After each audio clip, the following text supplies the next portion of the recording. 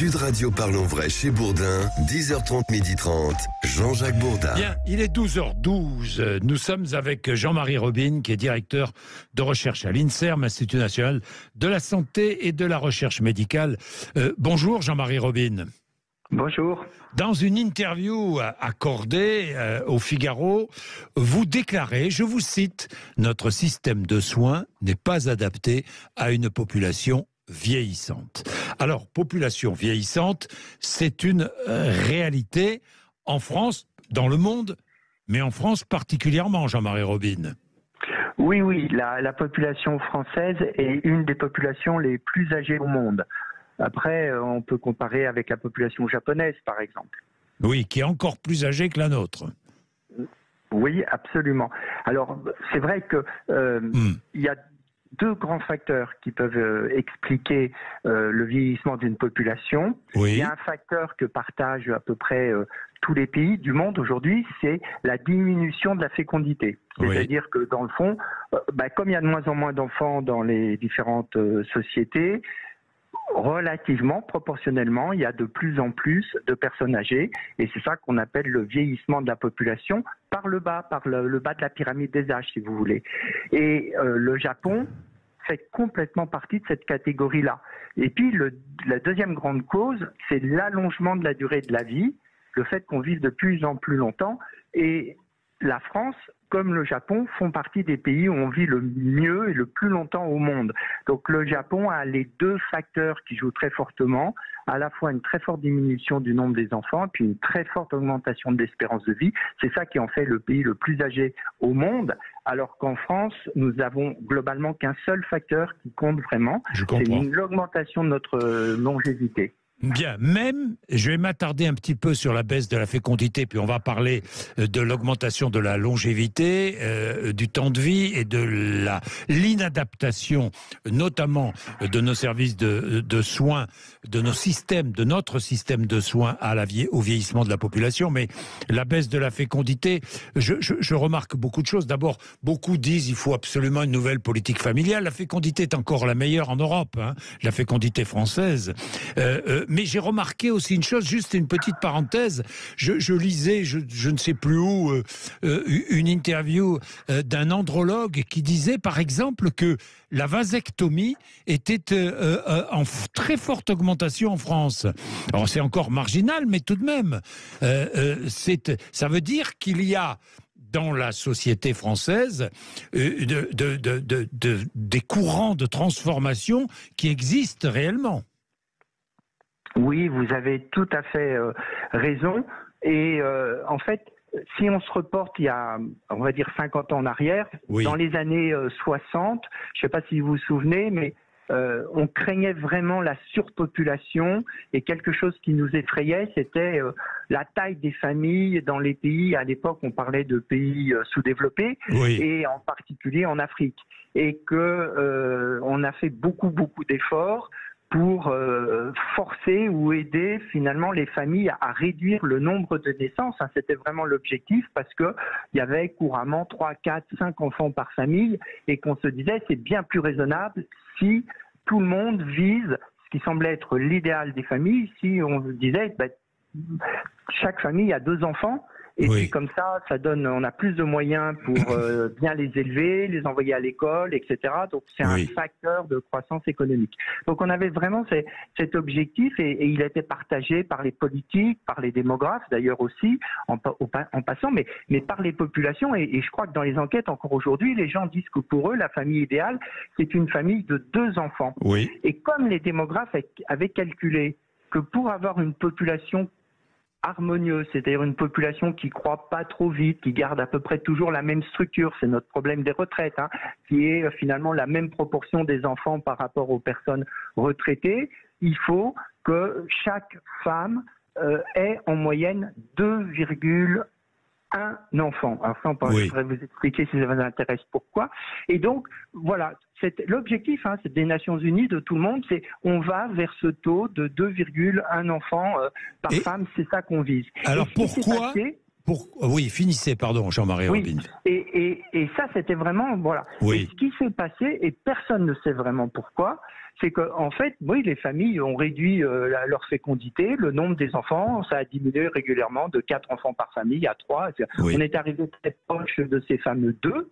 Et puis, quand on est arrivé à ces 2, à notre grand étonnement, la plupart des pays ont continué, des fois en allant très très loin, avec un nombre d'enfants de 1,1 ou 1,2 enfants par femme, ce qui est absolument dramatique pour ces pays. Et ça, on ne sait pas pourquoi, alors que dans toutes les enquêtes d'opinion, les gens continuent à dire que pour eux, la taille idéale d'une famille, c'est 2 enfants, un garçon, une fille, etc.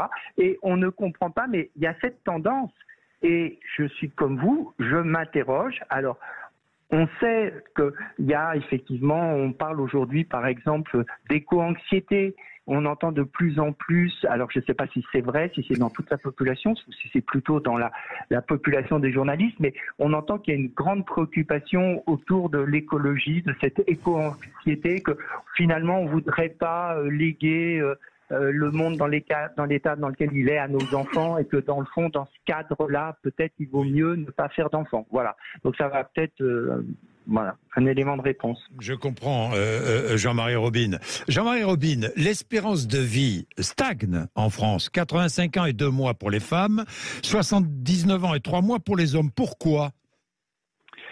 Alors, moi, j'ai une idée, j'ai une explication sur cette question. C'est que aujourd'hui, en fait, notre espérance de vie est extrêmement élevée et on a supprimé la mortalité infantile, la mortalité prématurée, même la mortalité en gros avant 70 ans. Oui. On a repoussé la mortalité à des âges de plus en plus élevés et les gains d'espérance de vie aujourd'hui se font là où les gens meurent le plus, parce que c'est là en évitant ces après 80 ou 90 ans. Donc en fait, on fait des gains chez les femmes autour de 90 ans et puis proche de 90 ans chez les hommes. Et donc, on est en train d'accumuler une population fragile, et si on veut continuer, il faut qu'on arrive à faire des gains, à diminuer la mortalité dans cette population très âgée et fragile, parce qu'il n'y a pas de gains qu'on peut faire ailleurs. Et cette population, d'ailleurs, si elle a atteint ces âges-là, aussi élevés, c'est globalement parce qu'elle avait des bons facteurs de risque, elle n'avait pas des maladies extrêmement dangereuses, mortelles, actives à l'âge de 60 ou 70 ans. Donc, elle est au-delà. Mais elle est fatiguée quelque part. Elle a vécu très longtemps, elle est usée. Et donc... Oui. Alors, je me pose la question, en vous écoutant, Jean-Marie Robin, est-ce que nous avons atteint notre limite biologique ? Alors, ça, c'est une très très bonne question, mais en fait, on n'en sait rien. Alors, ceux qui depuis des années défendent et qui disent, de toute façon, il y a une limite biologique, elle est très proche et on va bientôt, on l'a déjà atteinte et on n'ira pas plus loin, vont le dire, parce qu'effectivement, on est dans une certaine stagnation. Mais quand on est démographe, un peu historien, et qu'on regarde les chiffres qu'on a accumulés depuis des années, pour pas dire des siècles, on va dire que c'est pas la première fois qu'on se trouve dans une situation où la croissance de l'espérance de vie se met à stagner. Et en fait, on a eu ça dans les années 60. Et puis, c'est reparti.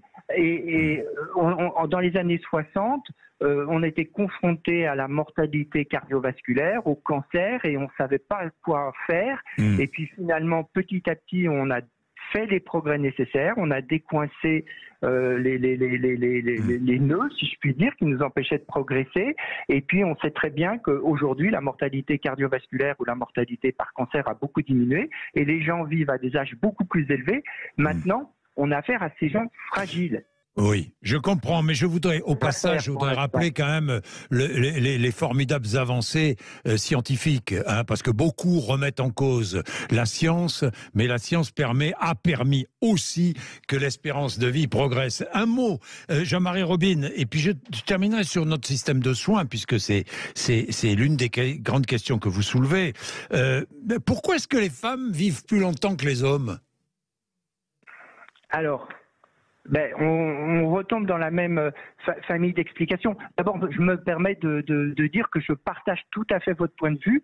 On a fait des progrès scientifiques extraordinaires depuis les années 60. Oui. Pour moi, on va faire dans les années qui viennent des progrès équivalents. Donc je n'exclus pas du tout l'hypothèse que dans 20 ans, 30 ans, on regardera ce qui s'est passé dans les années 2000 en disant oui, pendant quelques années, nos ancêtres étaient bloqués par leur incapacité à bien prendre en charge la fragilité des personnes âgées. Oui. Et qu'on saura le faire.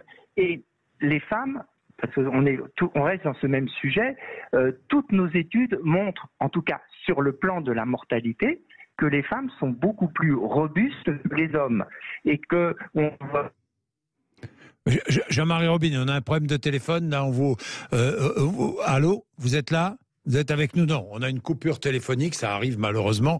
Non, ça m'intéresse beaucoup. Pourquoi est-ce que les femmes vivent plus âgées, plus longtemps que les hommes? C'est une bonne question. Et puis, le système de soins, je vais y revenir. Vous avez entendu ce qu'a dit Jean-Marie Robine. Il va bien falloir, à un moment donné ou un autre, qu'on accepte ce vieillissement, qu'on accepte d'engager les moyens pour permettre à cette population vieillissante de bien vivre jusqu'à la fin de ses jours. Et notamment, lui donner beaucoup plus d'autonomie qu'elle n'en a aujourd'hui. L'autonomie des personnes âgées, c'est une priorité aujourd'hui.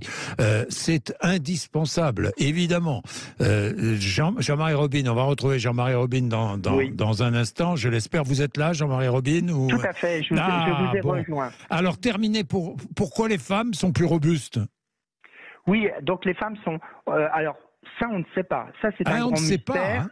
Non, on ne sait pas. Et puis, il y a des débats parce que vous savez qu'il y a quand même tout un discours aujourd'hui dans la société pour dire que les femmes sont maltraitées, ce qui est sûrement vrai. Oui. Donc, c'est très difficile dans ce cadre-là où c'est sûrement vrai que les femmes sont maltraitées, qu'il y a des choses à changer au niveau de la société, mais c'est très, très difficile à travers ça de dire malgré tout, malgré ça, les femmes sont plus résistantes et on voit très bien que dès que les problèmes de santé apparaissent, on va dire, dans les âges de 80-85 ans, eh ben, dès le premier problème de santé, c'est comme si les hommes laissaient tomber et ben je meurs. Et je me laisse mourir et je meurs très très vite. Alors qu'on voit que les femmes luttent beaucoup plus longtemps et on voit apparaître chez des femmes tout un gradient d'état de santé dégradé et on voit qu'en parallèle à ce gradient d'état de santé dégradé, ben, la mortalité des femmes augmente, mais qu'elle résiste. Alors que chez les hommes, on voit que en fait, quand on compare la mortalité des hommes et des femmes, tant que les hommes sont en bonne santé, ils ont la même mortalité, aussi basse que celle des femmes.